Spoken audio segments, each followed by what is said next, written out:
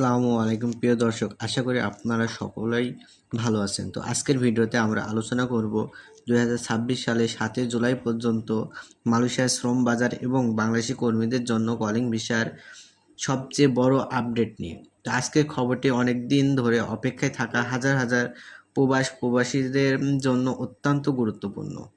তাই ভিডিওটি শুরু থেকে শেষ পর্যন্ত দেখুন, কারণ আজকের আলোচনা আমরা জানবো আসলে কি ঘোষণা এসেছে, এখনই কি আবেদন করা যাবে, কবে থেকে কর্মী পাঠানো শুরু হতে পারে এবং যারা মালয়েশিয়া যাওয়ার প্রস্তুতি নিচ্ছেন তাদের এখন কি করা উচিত।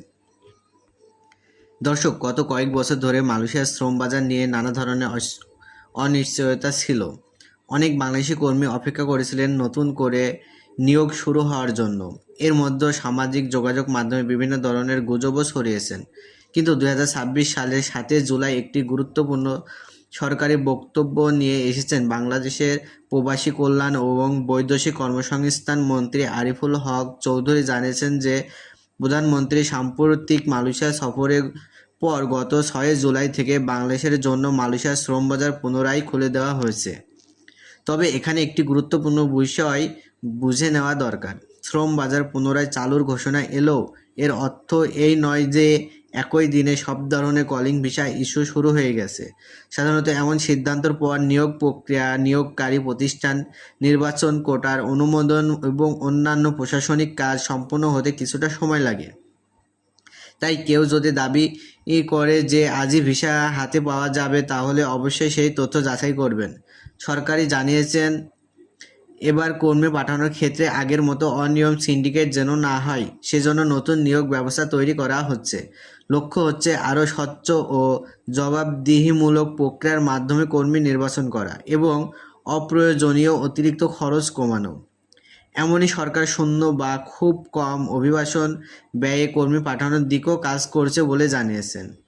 এর আগে জুন মাসে বাংলাদেশের প্রধানমন্ত্রী মালয়েশিয়া সফরে গিয়ে দেশটির প্রধানমন্ত্রী আনোয়ার ইব্রাহিমের সঙ্গে বৈঠক করেন। সেই বৈঠকে বাংলাদেশের পক্ষ থেকে দ্রুত শ্রম বাজার খুলে দেওয়ার এবং আরও বেশি বাংলাদেশি কর্মী নিয়োগের অনুরোধ জানিয়েছেন। একই সঙ্গে দুই দেশ স্বচ্ছ নিয়োগ ব্যবস্থা এবং কর্মীদের অধিকার রক্ষার বিষয়েও একমত ছিলেন। এখন অনেকে জানতে চাইছেন কোন ধরনের কাজের বেশি সুযোগ থাকতে পারে। মালয়েশিয়া উৎপাদন শিল্প, নির্মাণ খ্যাত, পাম অয়েল বাগান, সেবা খাত, গুদাম ব্যবস্থাপনা এবং কিছু কারিগরি পেশায় বিদেশি কর্মীর চাহিদা রয়েছে।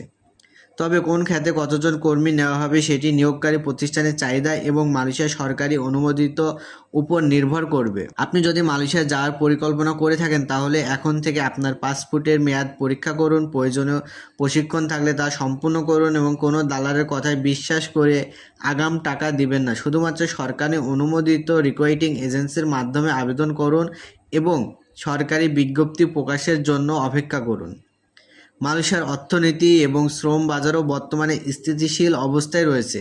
দেশটির সর্বশেষ সরকারি শ্রম বাজার পর্যালোচনায় দেখা গেছে কর্মসংস্থান ও শ্রম চাহিদা ইতিবাচক রয়েছে, ফলে বিদেশি কর্মীর প্রয়োজনও বিভিন্ন খাতে অব্যাহত রয়েছে। দর্শক, আরেকটি বিষয় মনে রাখা খুবই গুরুত্বপূর্ণ। অতীতের অভিজ্ঞতায় দেখা গেছে যে অনেক বাংলাদেশি কর্মী অতিরিক্ত অর্থ খরচ করে বিদেশ গিয়ে নানা ধরনের সমস্যার সম্মুখীন হয়। সরকার বলেছে নিয়োগ প্রক্রিয়াকে আরও স্বচ্ছ করে হবে এবং কর্মীদের স্বার্থ রক্ষার বিশেষ গুরুত্বপূর্ণ দেওয়া হবে। এটি বাস্তবায়িত হলে ভবিষ্যতে কর্মীরা আরও নিরাপদভাবে বিদেশে কাজ করার সুযোগ পাবেন। সর্বশেষে বলা যায় যে 7 জুলাই 2026 পর্যন্ত সবচেয়ে বড় আপডেট হলো বাংলাদেশ সরকার পক্ষ থেকে জানানো হয়েছে যে মালয়েশিয়ার শ্রম বাজার পুনরায় খুলেছে এবং এখন নিয়োগ প্রক্রিয়া বাস্তবায়নের কাজ চলছে। তবে আবেদন, ভিসা ইস্যু এবং কর্মী পাঠানোর সময়সূচি ধাপে ধাপে প্রকাশ করা হবে। তাই গুজবের পরিবর্তে সরকারি ঘোষণা অনুসরণ করুন এবং কোনো আর্থিক লেনদেনের আগে অবশ্যই তথ্য যাচাই করুন। প্রিয় দর্শক, আজকের এই ভিডিওটি ছিল 7 জুলাই 2026 পর্যন্ত মালয়েশিয়ার সর্বশেষ আপডেট। যদি ভিডিওটি আপনার ভালো লাগে তাহলে অবশ্যই একটি লাইক দিন এবং বন্ধুদের সঙ্গে শেয়ার করুন এবং প্রবাস ও বিদেশি চাকরি সংক্রান্ত নির্ভরযোগ্য সর্বশেষ খবর সবার আগে পেতে আমাদের চ্যানেলটি সাবস্ক্রাইব করে বেল আইকনটি অন করে রাখুন।